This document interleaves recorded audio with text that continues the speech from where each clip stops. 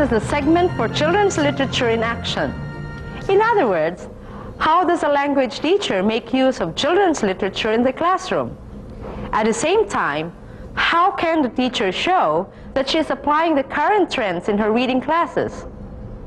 These are the most imperative features of today's reading classroom: student-centeredness, reader response, reading-writing connection. Note that the emphasis is on the learner. The teacher acts merely as a facilitator in the classroom. In a couple of sentences, I'd like you to tell us what the story Miss Ramphus is all about.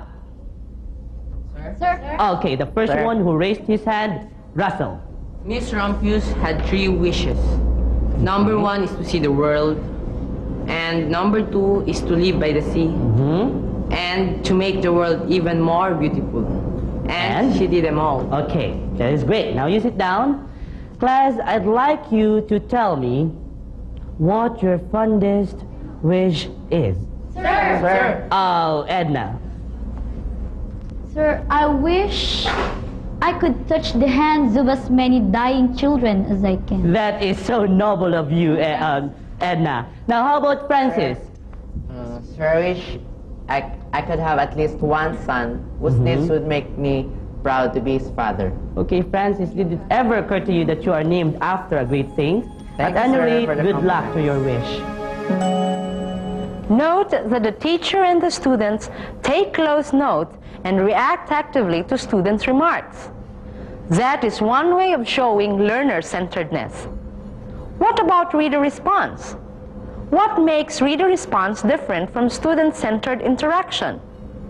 Let's watch the rest of the class discussion of the story of Barbara Cooney's Miss Ramphus. We all know that Miss Ramphus was a simple librarian, yet she fulfilled all her wishes. How do you feel about that? Sir? Yes, Jennifer.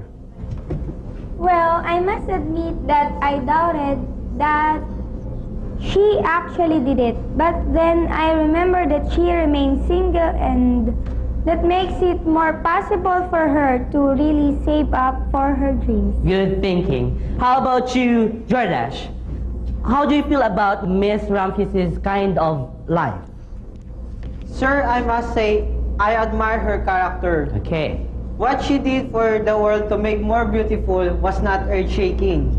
She had merely sown seeds of some wildflowers as far as her bicycle could take her, and that was amazing. Okay, now, what does that tell you about making one's wishes come true, Jordash?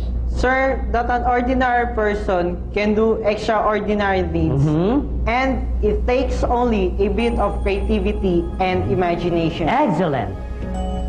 Note that the teacher probed the students' feelings, thoughts, and spirits. He went beyond the literal and made the students speak their views. Not only did he take the discussion into the critical level, he also showed how useful good literature is in creating a communicative classroom. Probing reader response also facilitates the emergence of an emotional experience, that which makes the reading lesson truly unforgettable. Now, for the third feature in our roster of elements that make the reading class up to the minute, the reading-writing connection. Another vital feature of today's reading classroom. Class, look at this quotation that I've found. Ta-da! Okay.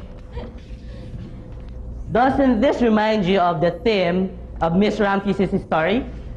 Yes, it is. Okay, let me read. To ensure immortality, you could do one or all of these things.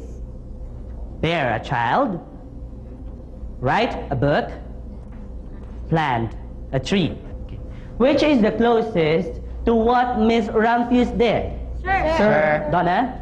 Planting a tree, sir. Okay, do you agree with what it says? Sir? Norma? It is easy to agree with it, sir. Although there are other things that that a person could do to achieve immortality. Good. What is it? Yes, Jordan, should like to add something to what Donna said. Yes, sir. I was just thinking that although what the poster says and what Miss Rampusi's story has to say may be related, and there is also a great difference. Okay, can you tell us about that?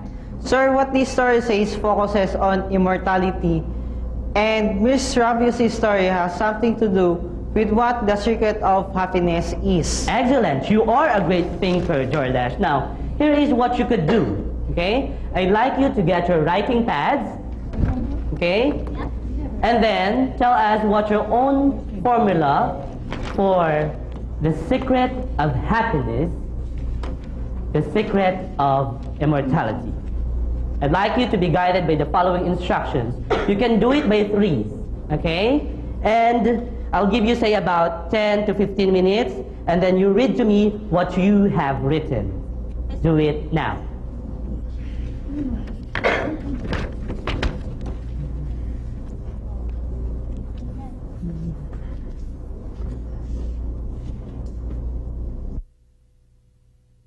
I think everyone is done. Shall we hear your masterpieces? Sir, Yes, Donna? the secret of happiness. A room of my own, the sun to wake me up in the morning, and sleeping beneath the starry sky. My, I didn't know that we had a nature poet here. What about... Sir? Yes, Francis. The secrets of immortality. To be a father of a good invention. You can read your manuscript. To live again in every patient's whose life I saved.